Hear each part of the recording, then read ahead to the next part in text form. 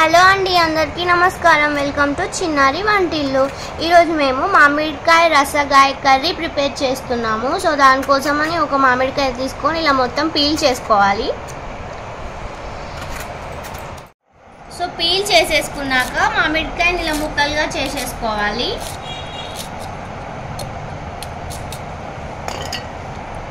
ఇలా మొత్తం కట్ చేసి పెట్టుకోవాలి మామిడికాయ.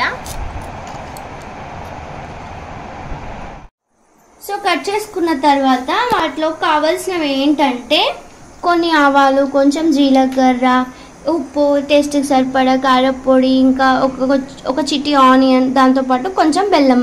ఇప్పుడు ప్రాసెస్ ఏంటో చూద్దాము.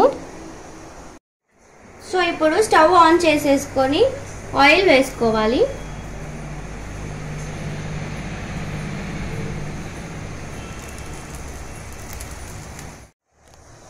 సో ఆయిల్ వేడయ్యాక ఆవాలు, జీలకర్ర వేసుకోవాలి. కొద్దిగా పసుపు కూడా వేసుకోవాలి. దాంట్లోకి ఆనియన్ కూడా వేసుకోవాలి.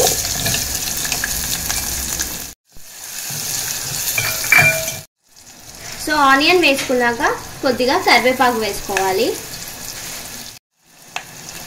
సో కరివేపాకు కూడా వేసుకున్నాక మనం కట్ చేసి పెట్టుకున్న మ్యాంగో ముక్కలు ఉన్నాయి కదా, అవి వేసేసుకోవాలి. ఇది చాలా ఫాస్ట్గా ఉడికిపోతుందండి. సో అందుకనే మామిడికాయ వేసాక చిటికెడు బెల్లం వేసుకుంటున్నాము.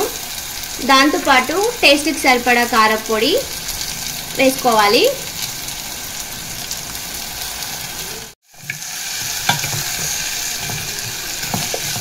సో అన్నీ వేసుకొని మిక్స్ చేసుకున్నాక క్యాప్ పెట్టేసుకోవాలి.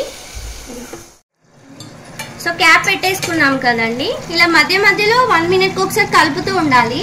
ఏంటంటే లైట్గా వాటర్ యాడ్ చేసుకున్నాము. సో మామిడికాయ మంచిగా కుక్ అయ్యేంత వరకు కుక్ చేసేసుకోవాలి. ఇలా మంచిగా ఇలా అంటే విరిగిపోతుంది చూడండి, ఇలా. సో మెత్తగా ఉడికిపోయిన తర్వాత పైన నుంచి కొత్తిమీర ఆకు వేసేసుకొని స్టవ్ ఆఫ్ చేసేసుకోవడమే.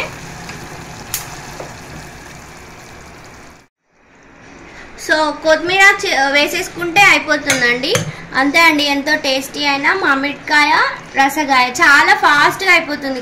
టేస్ట్ కూడా చాలా బాగుంటుంది. మీకు కూడా ట్రై చేయండి. మీకు ఎలా వచ్చిందో నాకు కామెంట్లో షేర్ చేయండి.